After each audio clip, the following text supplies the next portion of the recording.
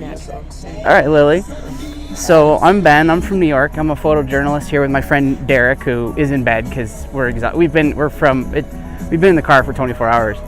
But this is my first time. This is our first time here, and so I've kind of been watching a lot of this completely naive to what's been going on, as I think a lot of the country and the world has been. But what I have seen is a lot of people that didn't know anything about this are suddenly thinking, well, maybe we should be paying attention to this. And I may be completely wrong, but what I have been seeing is I think if this goes away, if this stops being a thing, it's not because it's not a thing, it's because what you people have done have spread it out into the communities, and it doesn't need to be in one location anymore. But I could be completely wrong. I'm a social worker, so I got to be that guy. I got to be an optimist. Yes. I prefer optimism to any other ism. No, I completely agree, and that's what I've said since day one. No matter what, we've already succeeded because the whole world has mainstream talking about topics that have never been mainstream topics before. Indigenous rights, the police brutality that's going on, how we stole the lands from the native people, and those are mainstream topics for the first time in our recent history. Maybe ever. I never would have seen that coming. 5 years ago, I was like, I wish Bernie Sanders could be our president, but it'll never happen. It's impossible. That's kind of how I think I would have spoken about this movement. Like, oh, people are never going to talk about how taking advantage of these people, this land. I think that there's an underlying anger that's not just here, that's getting much more widespread. Right. As things are getting concentrated for sure. But no matter what, in my mind's eye, this is an absolute success. Just for that reason alone, that it's a topic. And it's been a strong presence in the mainstream media. So I agree with you on that, absolutely. And I think partly that's because of grassroots media. It's not necessarily the mainstream that started it, but smaller people made it so the mainstream couldn't ignore it. It was just like Bernie's campaign. They eventually had to talk about it because it was so wildly popular that if they didn't talk about it, they would look like they didn't know what they were doing. And that's exactly what happened in this case. I'm 100% sure of it. They got to a point where they realized if we don't touch on this, they're gonna know that we're, hiding stuff, or they're gonna think we're clueless as to what's going on out there. We can't let them think that. So also, you said it was kind of something that blew up into many movements around the world. It's funny because I see a fire. I see a little fire right here that started, but I also see outside of this community a lot of fires that have been spread. Yes. So fire is the exact analogy that I use for it.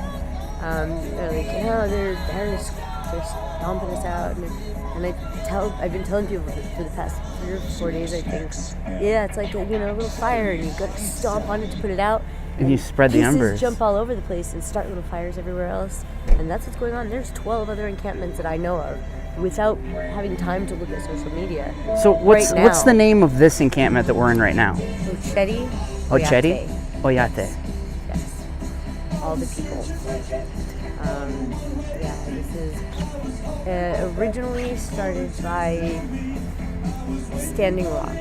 Yep. Which is are you aware of the history of Yep. The more long-term encampment, and the original one was actually Sacred Stone, died was like on the top of the hill there. No, I understand that's where a lot of these people have migrated over to. Yes. Once this got flooded. Right. Well, it didn't get flooded yet. The melt-off created a really muddy mess for us. They are still trying to, and they've done this to us before, they're trying to threaten it. The Army Corps? They want... Or a lot of... The Army Corps is the mayor, Yeah, but that the river's gonna flood. And it has, I've seen video of the river running right along, this is the road here. Yep. Running up, not too far below that. One video I've seen of that, because it's not frequent or often. Now, there's guys camped out down there that are saying, I've watched this before, this melt-off is so slow, no matter how much snow is in the mountains right now, that at the pace that the rate that it's going, it's not gonna flood us and come It's up. an excuse. Yeah. And I don't know that for sure. We'll see. But based everything, I mean, you guys are gonna die out there, negative 50 degree weather, 50-mile-an-hour winds. I have 2 friends that stayed in a tent. Well, a tent inside of a tent with tea candles, nothing else for insulation. I mean, they had a cover, but that tea candle will bring that temperature up 10, 20 degrees. Absolutely. On top of your body heat. We're camping over in Cheyenne River North. Good. Good. I'll see you. We I'm just. next door neighbor. Oh, nice. I'm in the one tarpy next to it-ish. Okay. I'm amazed. My friend Derek and I, we have a mutual friend who had a connection here, and who is connected to Vet Standing, and we've been talking back and forth with him for a good month, and we came out, and already I feel like it's amazing. You feel like immediately like you're a part of a family. Like everybody comes back to see. We thought we were going to be sleeping in our car, and we have a cot to sleep in. We were offered dinner. Do you have all the bedding that you need? I do. Thank you. Loads extra in here right now. I do. Thank you. We brought a lot of food with us for other people too, because there's a couple different kitchens if you wanted to. We do. Yeah. Yep. Yeah. There's the main kitchen that has pizza going on. Hang on a sec. It's Ephraim. And okay, good. And I can't remember the woman that's there with him. I don't remember either. And then there's. But yeah, that's where we first went. And kitchen. I haven't been down there yet. That one's another fun. That one's like that. What's the term for it? I only got a couple hours of sleep last night, so I'm really delirious. We've been up for 36 hours. I can't formulate complete sentences anymore. Yeah. Like that hip new. Whatever. Super 7 is on 7 with JJ. James Taylor spent a lot of time in New England and Cape Cod. He's seen fire and he's seen rain. And if he was in Cape Cod the last couple of weeks, a lot of snow. It's run by a Native woman. You don't see nearly as many Native folks around anymore. There's a lot of pressure from inside the tribe. There's a lot of pressure from these guys being in opposition now because of Archibald. I don't know if you're aware of all the politics behind it. We've been trying to follow it. It's a lot of history to catch up on. So messy. I could kind of give you Cliff Notes. But yeah, maybe too.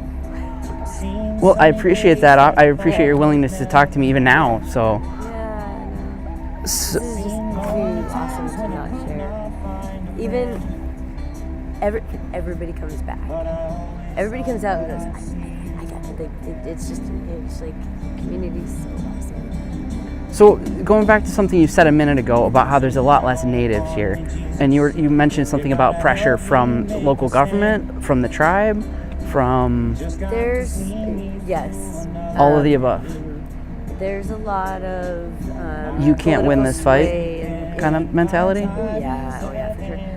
There's a lot of the kids who started this.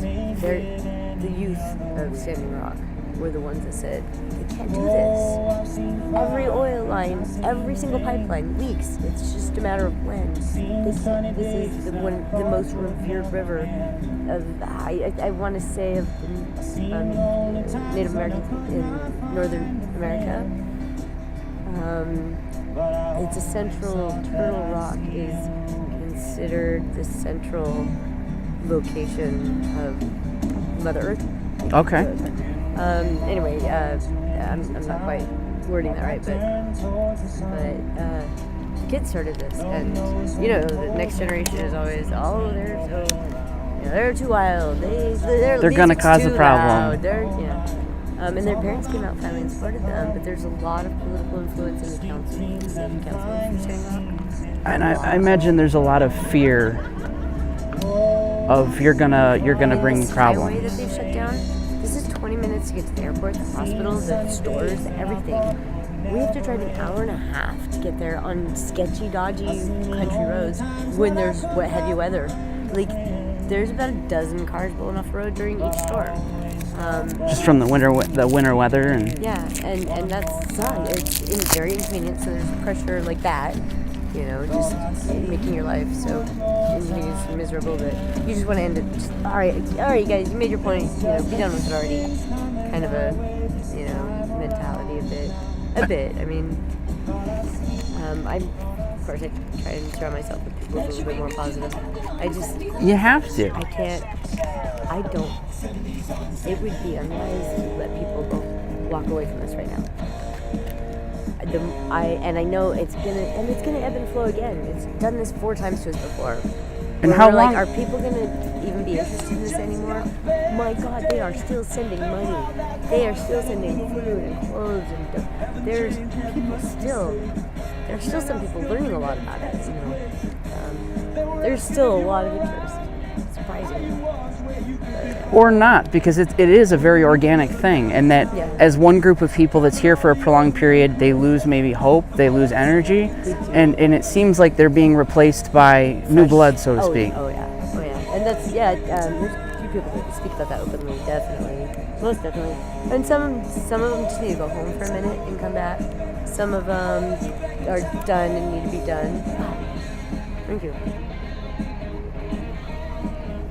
Some of them leave kicking and screaming because the people that was supporting them said they had to. Only to find out it was a blessing in disguise. In retrospect. 2020, right? I firmly believe that everything happens for a reason, to a degree. Not necessarily the creator has the plan. There's one scenario and that's what happens, but somehow all these things work out just the way that it's supposed to. But often when you're in the moment, you're thinking, why is this happening now? What good outcome could this possibly have? But always, when you look back a little ways down the road, you go, that hadn't happened, this couldn't have happened, this wouldn't have led to that.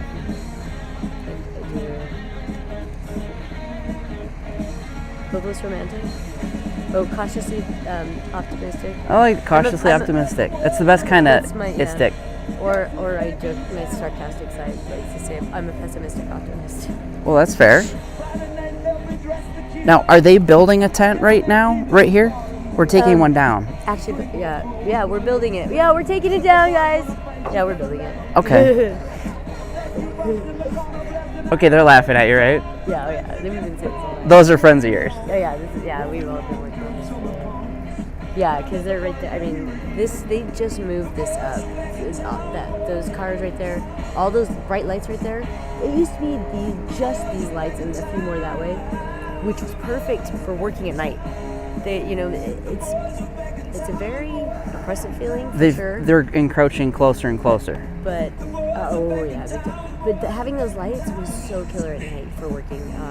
I was always joking, don't tell them how awesome their lights are at night. They help, But they're intended. They're called intimidation lights. With these, they want you to know they're there. Now walking north with these lights shining down, and I'm right across from you. It's hard. It's so blinding and bright. They're uncomfortable. Have you seen the stars?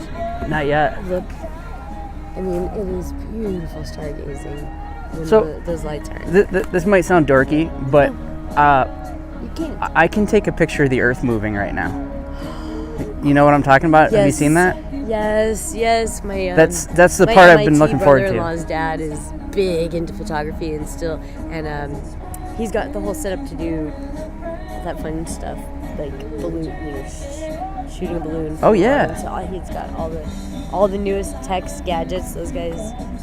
That's really cool. During the daytime, I could tell you what the guys down there are wearing. There's a guy that's up in Sacred Stone that has a long-range scope, and he'll show here's the 1,000 military personnel that have been sent over. There's about 1,000 of them over there now. Now they outnumbered us. At our peak, we hit when the vets came in, and Thanksgiving weekend we hit close to 10,000, maybe a little over. Averaged about 5,000. For not having any single point of command, like a chain of command. Not any one person was in charge. It would just be an organic kind of people just coming together and self-organizing. It's amazing what this community has done. And people complain all the time, it's so unorganized. And I'm like, well, yeah, that's what you get when you get thousands of people self-organizing. But that's the definition of grassroots. This is the fact that this has done as well as it has. The fact that it hasn't imploded speaks volumes to everybody. There's no money. That's the part I love the most about the money. And I was here for a couple of weeks, and my dad asked how I was doing, and I was like, despite why I'm here, I'm really happy. And I had to think about it for a day or two. About why you're happy? About why, and there's no money. I don't have that looming cloud over, Well, not to sound shadow. sarcastic, but why does that matter? Like, why is that a thing that seems to be important? Like, I don't have to work. I work because I'm loving the work. And I'm doing... Because you're a part of something. Fun, easy work. Not necessarily a part of something. The meaningfulness. The what? Is there a charged battery? Or did we not do that? Yeah, it's sitting next to it on the left. Okay. It's on the dash. If you hit here, sorry. Does that help? It should be right there, yeah. Not for the big drill. I don't have that charger. Huh? Oh, you got it. Yeah, I got it. Yeah. I don't remember what I was saying. Not having to work because you have to make money, Yeah. but to work because you want to work. Yeah. And even the toilets. That shit is that job is the best. It is so fun to hang out in the bathroom. You'll Well, that was going to be another so much important fun. question I have is, so where do I go to the bathroom if I need to, when I need to? Towards Flag Road here. Yeah. Down 2 military tents down. It's Yeah. the second one. Sorry, I didn't unplug you. It's the second one down. It's the closest military tent to Flag Road. Okay. The first, yeah. So pretty much directly that way. Okay. Yeah. And if you go in and tell them it's your first time, they'll give you a little summary of how it works. All right. You do a scoop of sawdust on 1 scoop for 1, 2 scoops for 2, or whatever, But it's fun. It's where, it's where rumors get spread, but it's where ideas get together for fun. And reading the graffiti in there is one of my favorite pastimes. It's entertaining as hell. So our goal, my friend Derek and I, like I said, we're independent photojournalists out of New York. And what we're trying to do is collect as many stories as we can about the people that are here and why they're here and why they think this is important, so that we can go home and we can help kick the fire and spread the embers and start more fires. Awesome. So we're gonna be here throughout most of the next week, maybe the whole week, and this is what I look like. I'll be the guy walking around with a lot of cameras on, and I would love for people to just grab me and say, "Can I talk to you?" All right, cool. So please spread that around. We will talk to anybody. You know how that's going to get spread around? We put a note up in the compost, but We know. because that's where everybody will see it. I know that there have been some people that have been here from outside the community that have taken photos that put the camps in a negative light, and that is not what we're interested in. We want to do whatever we can to help this fire to continue to grow and spread. I am a fool for doing this. Why is that? Because I've just been burned by 3 people who were, I thought, 3 of my closest friends that I've ever made, and each 3 of them really hurt me pretty bad. Believing you is the dumbest thing I could ever do right now, and this is just in the past 2 months, actually. I fully believe you. And you know what?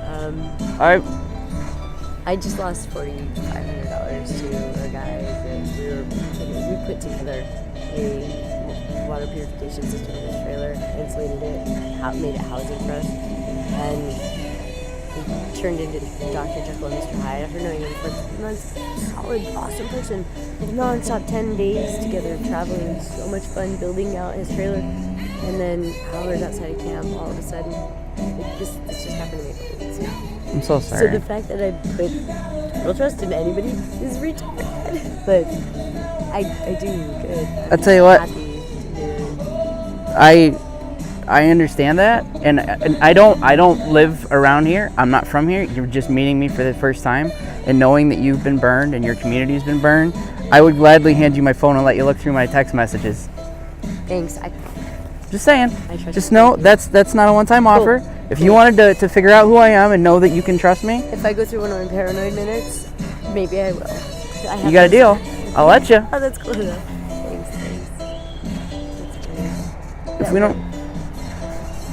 That's funny. But I refuse to change. I'm not gonna become bitter because people take advantage of my efforts or kindness. I'm not gonna let it change me. I'm never gonna stop being a very empathetic and giving person because other people take advantage of it. That's their fault. That's their thing. They need to stop. So the line of work, the specific line of work that I do, yeah, I'm a social worker. I work in hospice care, and so there's that piece. But then my kind of side thing that I've done a lot of is I specialize in trauma work, mental health trauma, PTSD, things like that. And in my experience, the thing that I love about it is it makes you realize how much of the way we act, the things we do to hurt people, the bad stuff, we do because of past injuries we've experienced. And we don't fully understand them, and we react in ways that we can't wrap our heads around. Yeah, that's a different way to word it. I love that. I always just assume that no idea what's happening to this person. You can't. I don't judge people because nobody. I haven't thought anybody had them. Usually parents. My parents are still known. We were our friends. We were like the Cleaver family. I know most people didn't get what I had. And so for me to look down on them for anything is not fair. I don't know what they had to go through, Or why they are. You can never know why somebody is acting the way that they're acting. So it's not fair. Yeah. I strive to treat even people that I don't maybe necessarily want to hang out with or care. I strive to treat them just as good and equally as, my dog. I treat better than anybody in the world. Your dog's your best friend. Yeah, I really try to consciously always think about how I'm speaking to people I don't like. Absolutely. As well as the people that I do like, and make sure that it's the same because,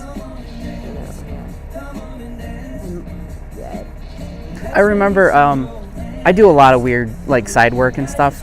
And So do I. I've been a bartender for 15 years. So and do I. Right on. And you know what? I honestly tell all my students that I have, because they do internships with me sometimes. Oh, okay. And I always tell them that everything I know about social work I learned as a bartender.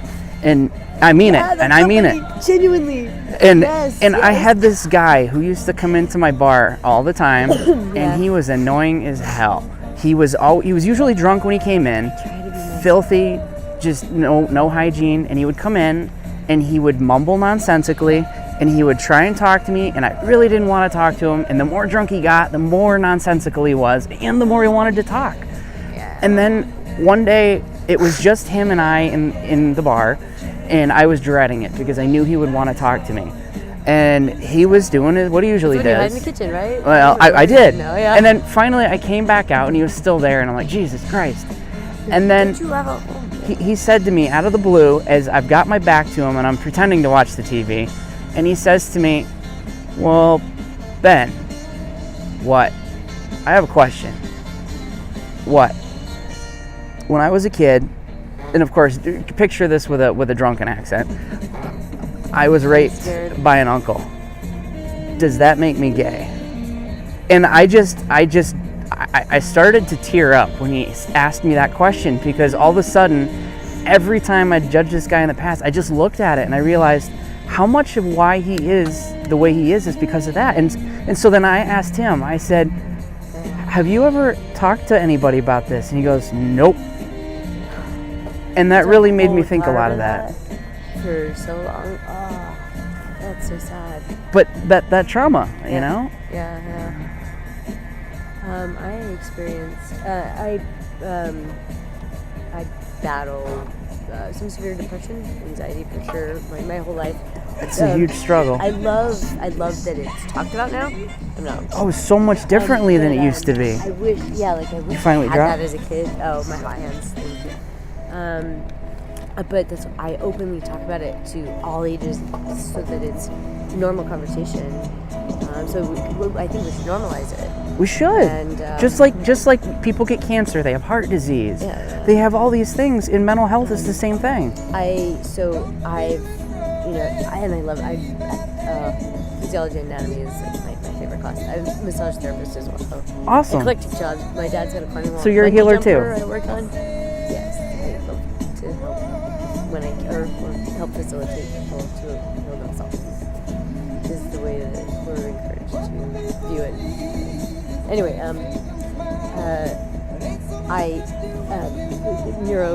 neuroscience,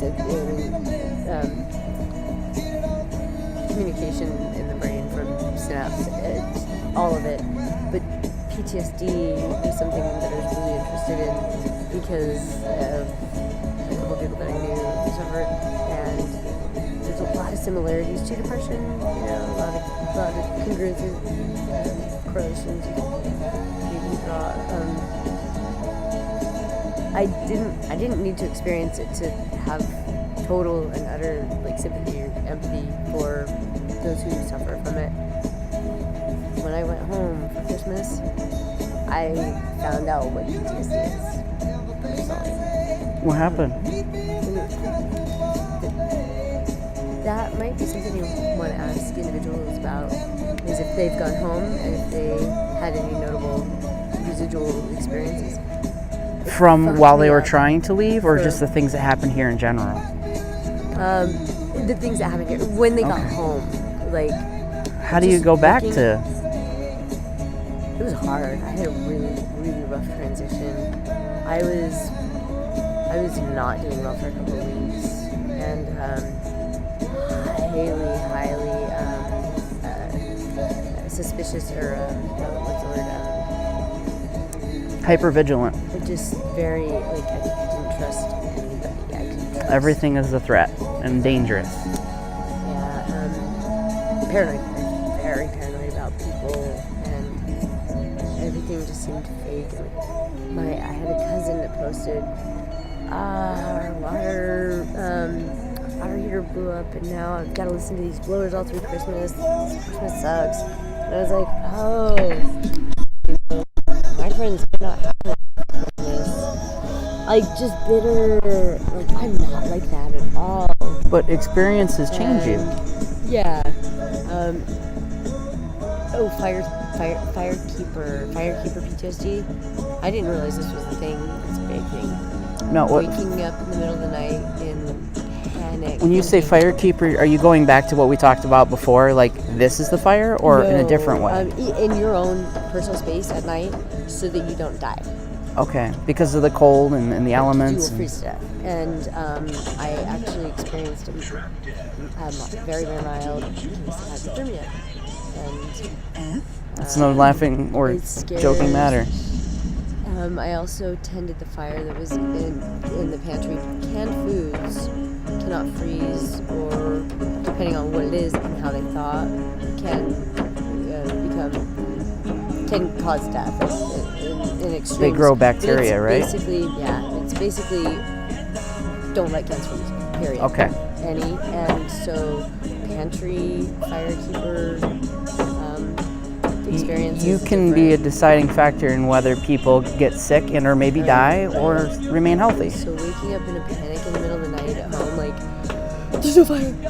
Why am I warm? Oh my god, I'm hypothermic. Oh, you dropped your hot hands. Yeah. I'd bend over if I could. I drop everything all the time. That's why my stuff is strapped to me. Yeah. don't know how the brain stays in, really. Well, that's what the hat's for, right? Right. That's why I'm wearing my hat. It's just, I'm from Las Vegas, and things don't go well with the heat out there, so. You know, No, this is amazing. I don't want it to end for that reason, because I'm so happy here. so how do we keep it from ending? How do we keep this a thing? Like, and I know that's a vague question. We're trying. We're doing it. Yeah. I don't know. Well, maybe that's the answer. They're doing it. Yeah. It's just keep working, even though they tell you. Oh, by the way, we're gonna quintuple the amount of dumpster loads going out. Oh, they've wasted so many good items of clothing, of sleepwear, of just gear. I mean, everything out here, I've watched it at some point or another just get thrown away, and it's not our fault. A lot of people, sure, they left a lot of stuff behind. If we had the right amount of time, we had people it was a non-stop process going through, sorting, organizing, getting it. People, a lot of native, the vast majority of native communities are poor.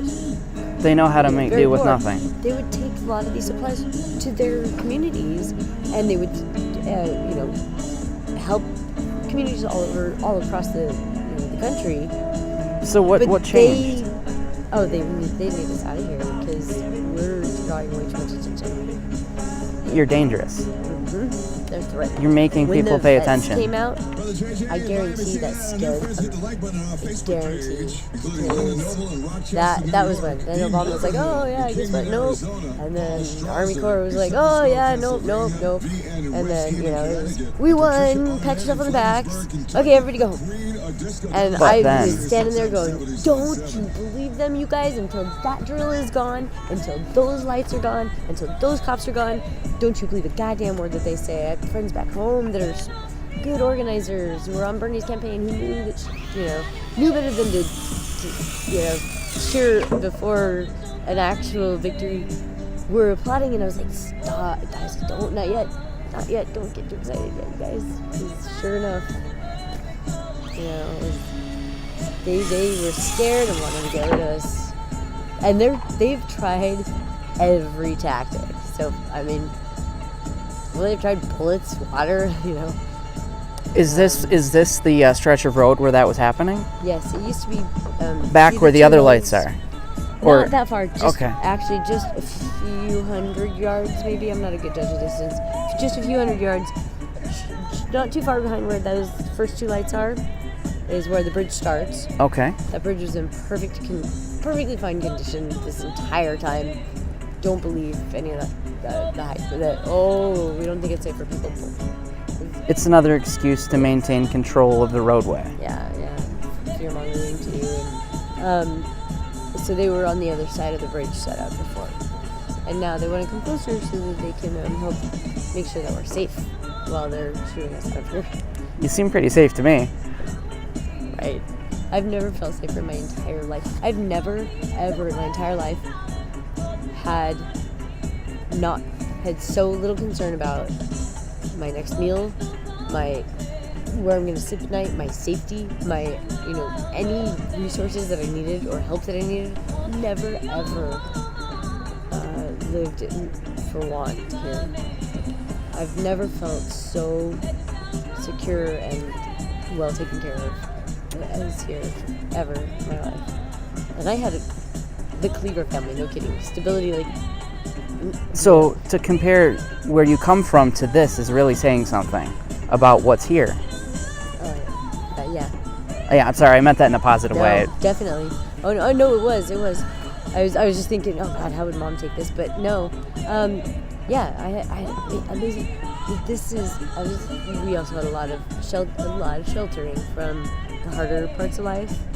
This doesn't shelter any of it. So how do you go from living I don't want to say sheltered, but that was the word that you just said, because it sounds negative. But how have you gone from living a sheltered life to being in an environment that is very much the exact opposite? I did it in high school. When I was 15, I went from being Little Miss Goody Two Shoes perfect straight A student to I'm gonna try everything, and I did.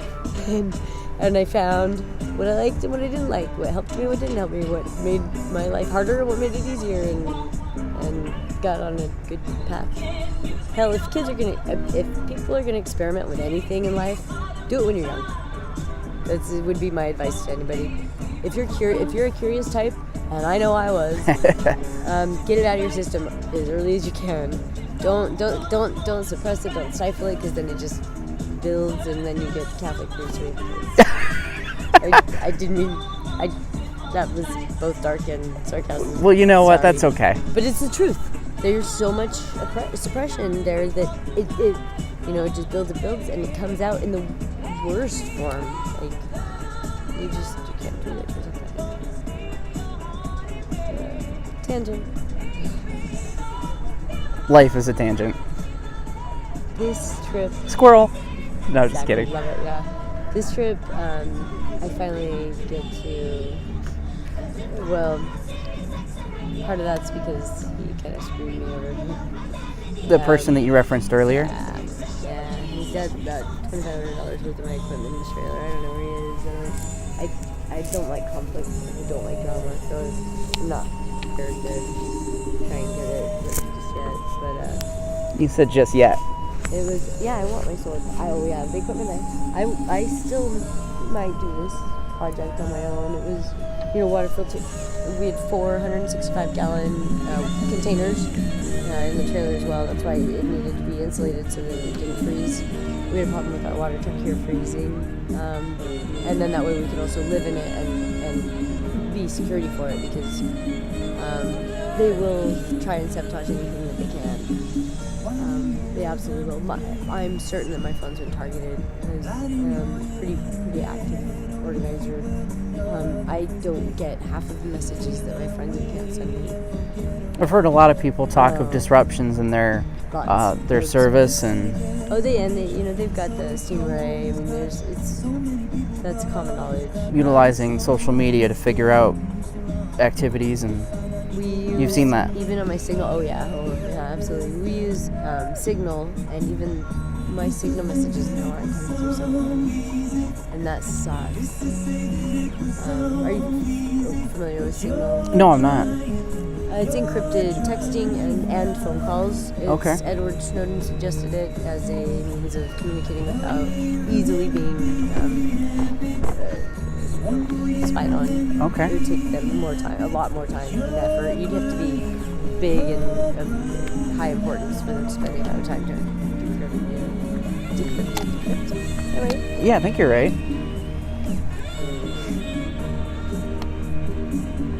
I'm glad you said something when I was standing there. That was random too. I don't always. Yeah. It's funny how things like that work. Yeah.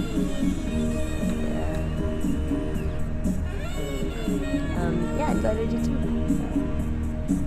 So I was gonna say is my first couple trips was just too damn busy. I was working 14 days easily, supply runs and facilitating the work that needs to be done. My old boss nicknamed me "Get Shit Done Girl," because I will, and I'll find a way to make it work. Not everybody might like the shortcuts that I take, but if I need something done, I'm gonna get it done however I need to get it done. Not breaking, not doing any harm to anybody. Not ever. Not go through the chain of command. Yeah, no thanks. If I can bypass that thing, I sure will. Because it just makes it harder. There's more speed bumps that way. I like less speed bumps. But this trip, I'm taking time to enjoy myself. Even though, I maybe should be down there helping right now. Oh, I came up here to get the dog a blanket, a warmer blanket. So is that what's in your jacket? Yes, it's a wool blanket I was warming up with the dog. This dog is so beautiful. Aww. His name's Guardian. He's just gorgeous. But he's laying on. I've got a doormat that I brought over to wipe the mud off, for our feet. And he's laying on that, and I was thinking, I got something warm in that wool retains some heat, right? So I came to grab it. So what kind of dog is he? I'm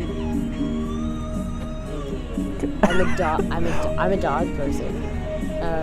German Shepherd. Aww. He's beautiful. Guardian is his name. That's a good name for a shepherd. And he's just so gentle. Is that who I heard barking a little bit ago? No way. I don't think I've ever heard him bark. I might be wrong about that, but no, there's a couple that are better alert machines. I need sleep. I should sleep really hard tonight. Yeah, we got here a little bit barely before dark, so we haven't had a chance to really wander around and talk to everybody yet. But the people we've talked to so far have been incredibly gracious and friendly and welcoming. You'll find that. I'm not surprised. No, me neither. Yeah, no, it's amazing. And I mean, there's all the characters are here. They're all here. Have you? I was telling somebody years ago, I was like, if the boss would just make everybody feel like what they contribute, no matter how small, is important, I guarantee everybody would produce more. Absolutely. And it's that kind of thing. Every tiny little bit helps. Is that Guardian right there? I've never heard him. I've not heard him over before. Well, I wonder if he stepped on something.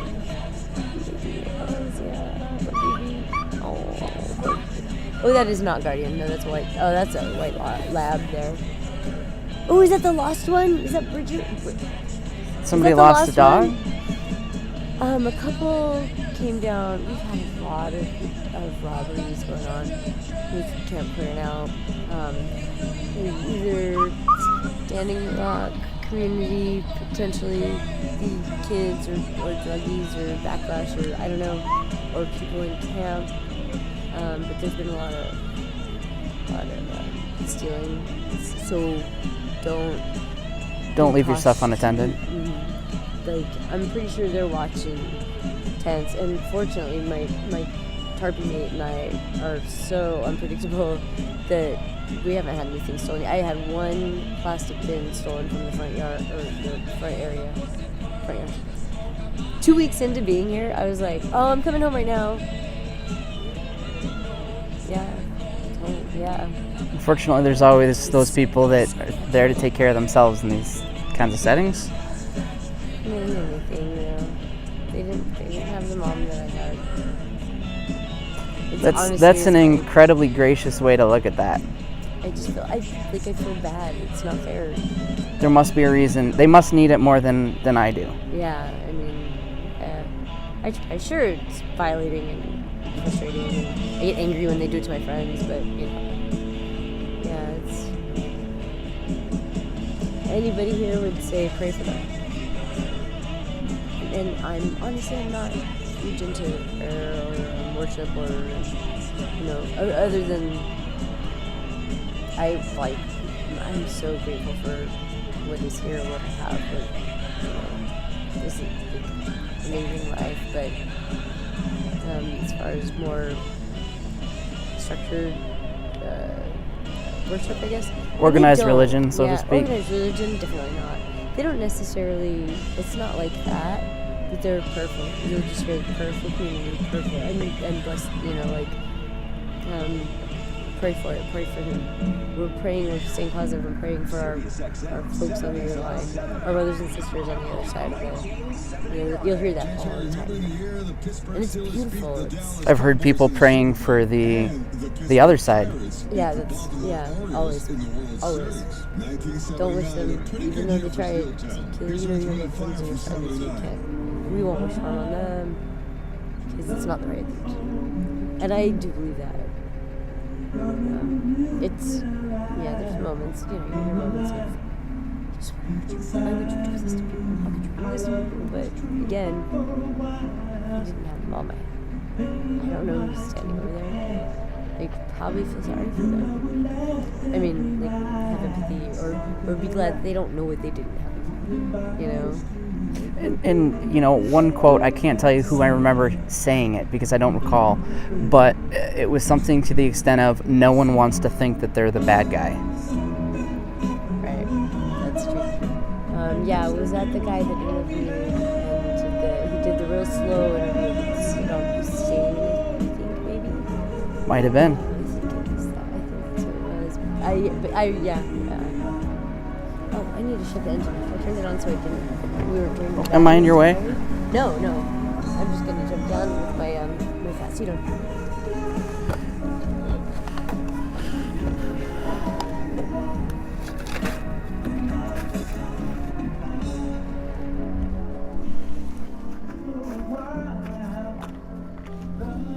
I'm gonna take this blanket to Guardian over here. All right. Well, I'm gonna get off your truck then. To join me. I would love that if I just want to wander around and talk to people, and I don't want to be an intrusion. Sorry. Yeah. And I didn't mean to do this. I meant to do that. I gotta tie those back up. Normally I'm constantly organizing nonstop.